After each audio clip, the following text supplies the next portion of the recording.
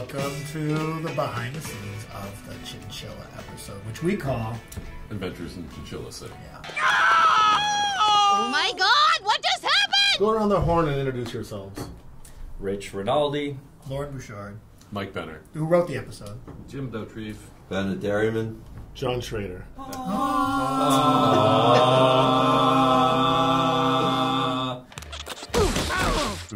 Big cast of guest characters. Andy Richter plays Wayne. Out of cage! Out of cage! Jenny Slate. Jenny Slate returns as Tammy. Ugh, what do you maxi sads want? We have Doug Benson as the trivia master. Hey, first couple ever here on a date. I guess the romance doesn't revolve around knowing things, because they don't. Eddie Pepitone returns for one line as Reggie the deli owner. And nails it. You want to know where Jonas lives? Well, take a number. Just kidding. Deli humor. Paul Rust. As Jonas. Yeah. I thought he was a gremlin, and I was like, what? Gremlins are real?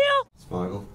Smigel. Robert Smigel returns as a security guard formerly working in the arcade where Bob takes too many pain pills, and now a security guard working in the roller rink, which makes perfect sense. I guess I have to do the right thing. Do you have $40? And he buys weed there.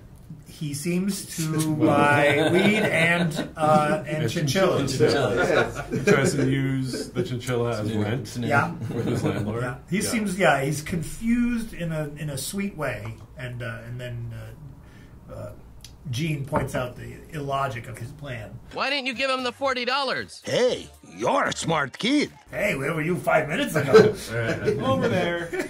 The episode it started a different way, right? At one point? Originally it starts in a flashback.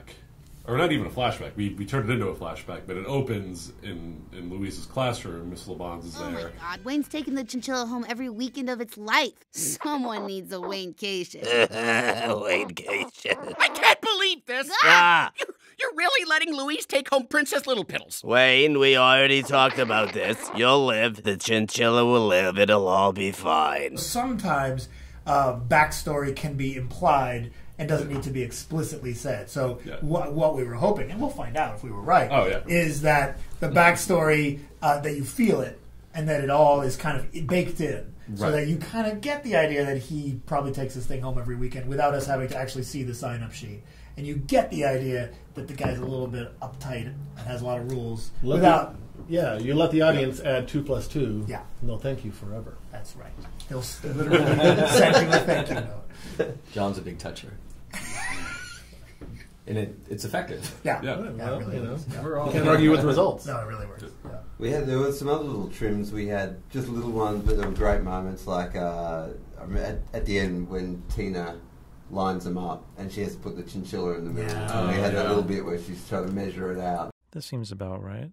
No, wait, is this the middle? One step that way, one more step this way. No, wait, no, back again. Just put him down.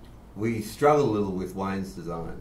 We went through, and if you remember at the start, there was a lot of different versions of Wayne. Yeah. We sort of struggled to nail him and the design of what he was wearing. And then we just went with me. Another thing that made me laugh is Teddy's lyric about his radio that doesn't work. Yeah. I wish my radio worked. Another line, which I think might have come from you, Loren, was the pizza delivery.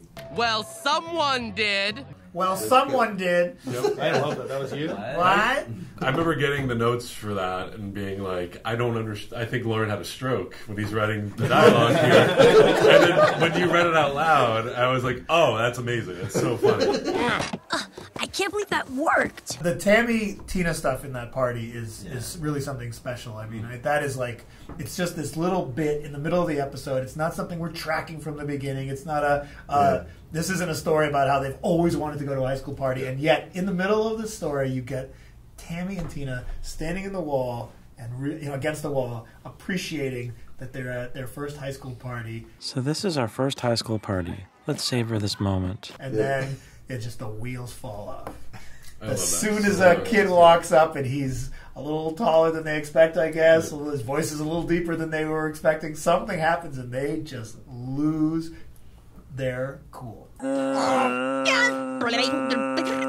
If there's nothing else, should we talk about the tour? Yeah. It's coming up. It's like now. It's minutes away. Yeah. Yeah. We're hitting all of your favorite cities in the Midwest and on the East Coast. This is the cast performing stand-up and then doing a live table read along with clips and Q&A. So, if you haven't got your tickets already, I think they're still available. There's like one seat in each of the following cities: Chicago, Madison, Milwaukee, and Detroit. And the first 4 of you to pick up the phone now will get those last call seats. this number. Yeah. Milwaukee is Minneapolis. Minneapolis. No. Oh, Minneapolis. You know what I meant when I said Milwaukee, right? Minneapolis. It's all, if you go to this Chiron, it's Bob's Live, VP, VIP, it's there. And is it a family-friendly show, Lauren? Family-friendly show. Bring the kids. If your kids don't mind swear words and explicit sex. That's that. What do you say we sign off by all blowing a kiss? Okay, ready? Mwah! Nice done. Joel, do with it what you will.